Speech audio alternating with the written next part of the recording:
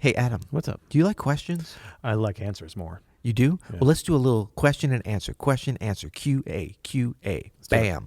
3.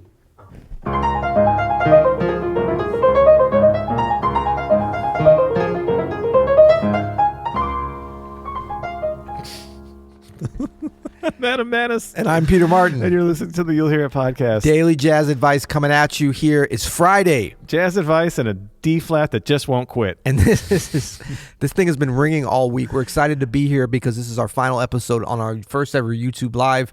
You missed it if you're listening to the podcast, but if you're with us now, that's great. And we're going to do some more if people like it. People seem to like it, right? I think they're digging it, yeah. Future podcast listeners are like, what are you talking about? I don't understand. Mind blown. But that's okay. All right, let's get right to the question. So we've been doing this YouTube Wait, let's Live. just talk about why we're getting right. Why are we rushing so much? Why don't you let the people know? I'm good. Okay. Let's just relax and chill. A little chill time. No, Adam actually has somewhere to go. So we're going to deliver great content quickly. We got to do this with no edits. That's a little bit of key. Okay. But that's a given. What are we talking about? No, we don't today have to anymore? rush through anything. I'm Okay, good to go. I'm good to Good. go. What are we talking about? We're talking about cute questions and answers. Oh, that's here. right. So we've been on YouTube Live all day recording these. If you're listening to this on the podcast, this is next Friday. Yep. But we, the week before, had a YouTube Live that you missed probably. Yeah. We talked about that. You're already. bad. Okay. But we took questions all day in the YouTube chat section, and so we're going to do our best to answer as many of these as honestly as we can. And let's start right with the first one from Jesse Reeks. What's each of your favorite impression to do of a jazz community member? I know yours. Well, yeah. I was just. I mean, gonna it's say, so. This is the legend, my friend, and someone I look up to a lot. The wonderful Lou Donaldson. Yeah. And have we ever done this? Have I ever done this in an actual episode where I'm so like I look up to him so much I'm a little afraid to do. I do it a lot off camera. Andrew, has he ever done this? Yeah. I've done it.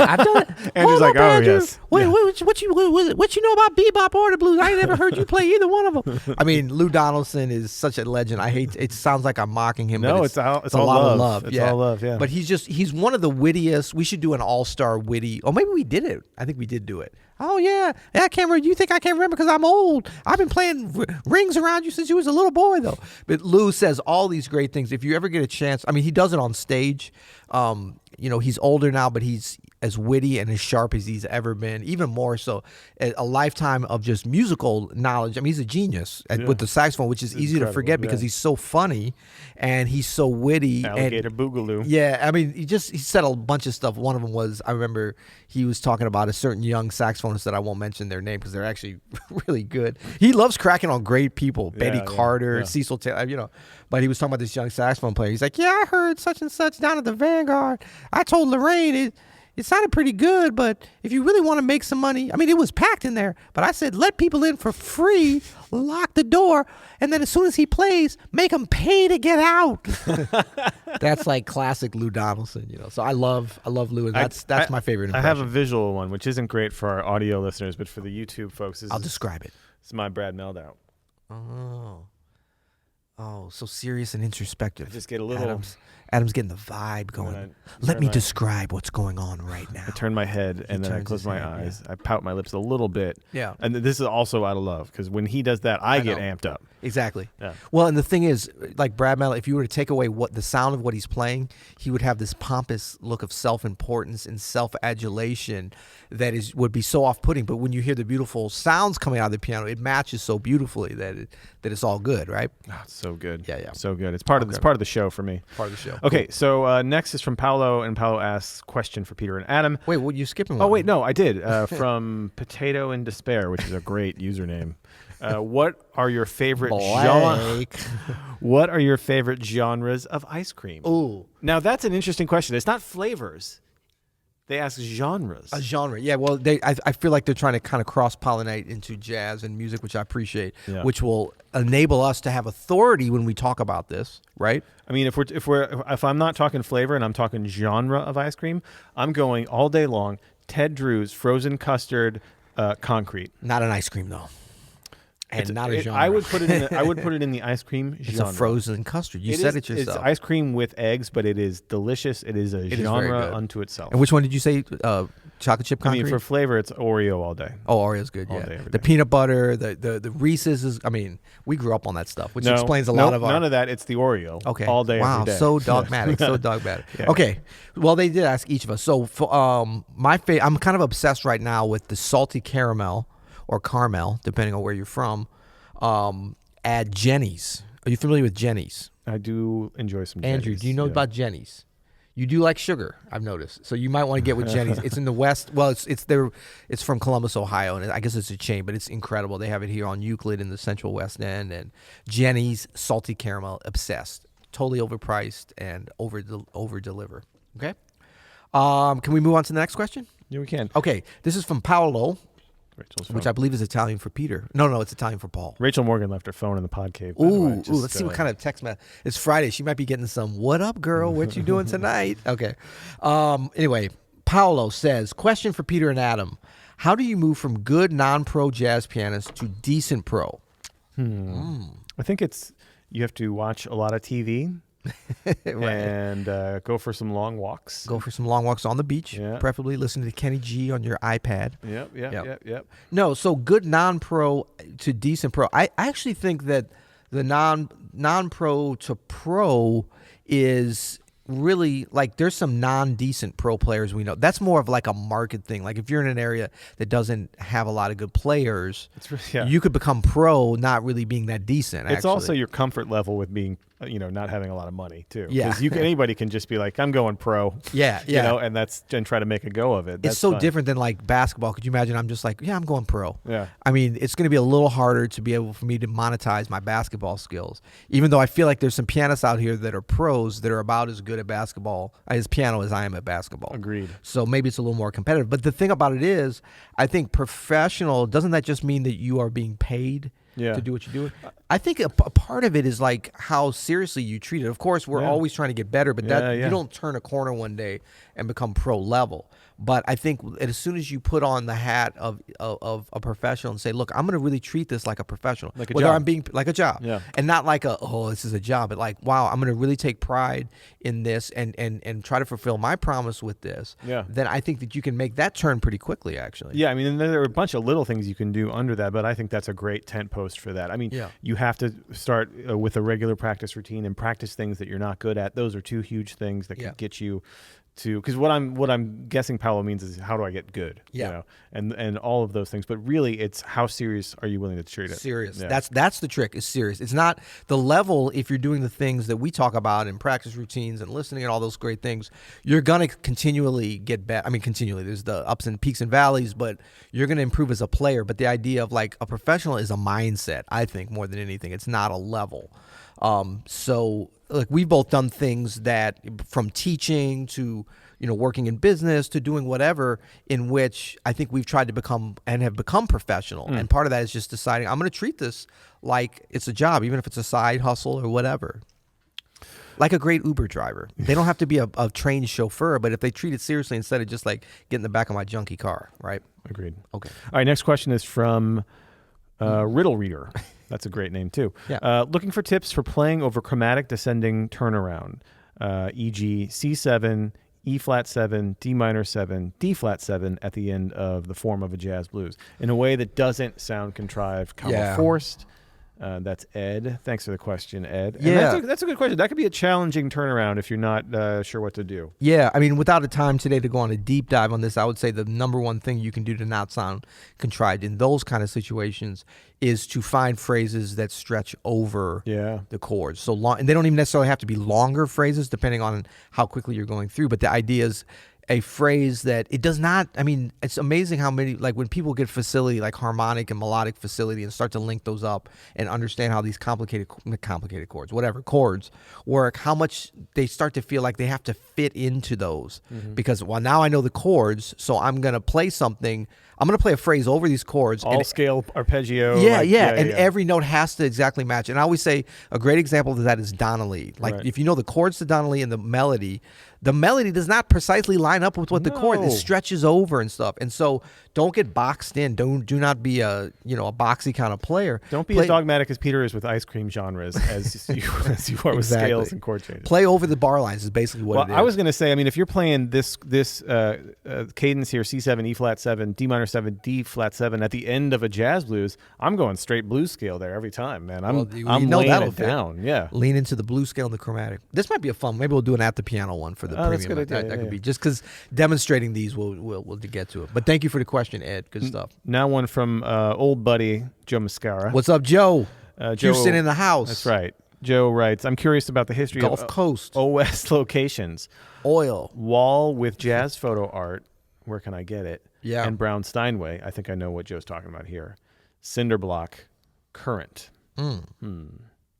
Okay. Wow, that's Wall with album art and Brown Steinway. I think that is our old offices upstairs. Yeah. With the no, but this is the photo art. No. I think he's talking about what we art. have now by the ping pong area. Which Dan Martin designed that. Yeah, actually. that's all custom, Joe. That's Dan, custom. Who's right now tuning in probably from somewhere on Tel Aviv. He's in Tel Aviv. Yeah. I'm super envious. Yeah. Dan did all that. Basically, it was all his out of his brains. Yep. And that was we had a smaller office than what we have now, up on the third floor of the building we're in now, and that's Peter's piano that was in there, the Brown Steinway, for a couple of years. That's in my house now. It's in your house it's now. It's where a nice little S, yeah. nice little Steinway S. And then the cinder block, I'm thinking that's CIC, the big room. Oh, yeah. Yeah. Fun fact on that, you know what that room is now? It doesn't look like that. That was a cool room. That was a really That was cool the room. original, when we became Open Studio, some lent space from, great kind of startup community here called CIC. The incubator. But now it is Microsoft offices, and they've sectioned it off, and there's walls. They were in that whole space. It was an unfinished space that was going to be a restaurant. It was a raw space for a couple of years, and they graciously let us have. I mean, we were there for months and months and months. Almost, I want to say 6 or 9 months. Our offices weren't there. Our offices were in a 5x5 coffin. We paid for the office, but we got this huge space. But the best part about that space wasn't even the space. No. It was the piano. The piano. We had a beautiful Steinway 9-foot that we had a chance to buy for Open Studio. We didn't have any money was the problem. But that's a nice piano. That's still lurking around St. Louis. And that is a nice D. There's all Steinway Ds are really, really great, but that was particularly good. That was a lot of fun. And we did, if you see Rhythm Section Fundamentals, that was filmed in there. Yeah. A lot of fun stuff. Good open sound in there. Totally. Okay, next good question. Eye, Joe. Yeah, good eye, Joe. Yeah. From Ian. Yep. Ian Dodds. One of my favorite names. My first son is named Ian. I don't know if you knew this. That's the Scottish form of the word John, I think. Yeah. Anyway, you don't seem interested. That's fine. I'm really not. Okay. You want to read this one? Yeah. Wondered about the type and quality of pianos Monk and Wynton Kelly played in the Black Hawk live in San Francisco, Minton's back in the day. Surely they weren't all well-prepped Steinways. No. I'm thinking almost none of them. Although I have to remember, the Black Hawk, those records, I'm thinking, I guess he's talking about the Miles Davis live at the Black Hawk Friday and Saturday night. I remember the piano sounding pretty good there. Although these guys are notorious for making bad pianos sound good. But also, I think they might have.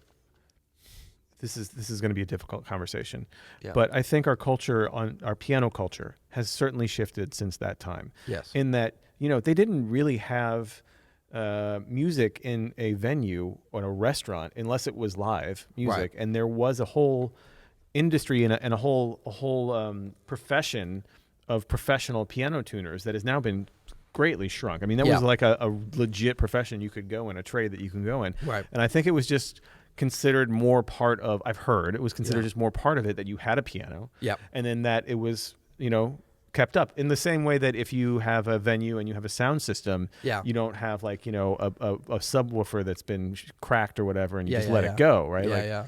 So I'm wondering if there wasn't more care taken back in the day. Yeah, it could be, because it's always what a balance is, especially depending on the age of the instrument, between just the quality of the instrument versus the upkeep of it. And now there's great sound piano technicians all around the world. There just certainly is less, but there's what I always hear from them is they don't have the time with these instruments. They're they can only afford to have us tune. They're I'm always hearing technicians saying, "Oh man, if I could only have 8 hours to pull the action out and really work on this thing, I could really do something with it." So yeah, if that was being done more, In general, that would certainly help because a piano. Yeah, you can't turn a piano into something that it's not, but I think it's more common now. You can feel it to play on instruments where you're like, whew. I mean, we did some stuff recently where like such an amazing instrument, but it's just so many little adjustments would be great.